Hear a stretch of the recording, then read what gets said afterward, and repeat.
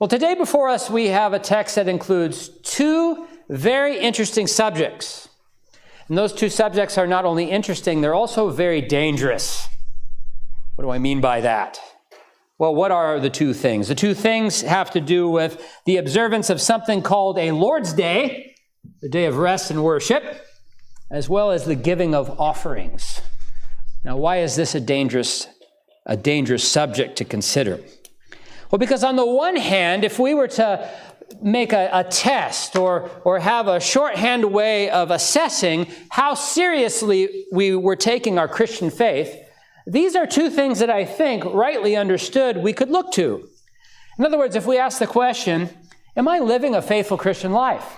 One quick way to know that, assuming that you're truly trusting in Jesus, confessing your sin and following him, just looking for signs in your life, these are two things that I think you can look at. Number one, how do you spend your Sunday? Are you devoting it to worship? Are you loving the Lord?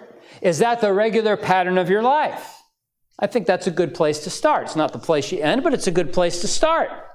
And if you see a lack of that in your life, you have to ask the question, okay, well, what's going on? My life is about worshiping God. One of the first places I can look is say, what's my Sunday look like? And then also, I think a second thing you can look at is to say, what's my pocketbook look like? How do I spend my time and energy and my resources? And of course, when push comes to shove, you can say, am I really devoting myself to the support of the ministry of the gospel? And all of the things being equal in the right context, I think that's a really helpful exercise. But it's also a very dangerous one. Why is that?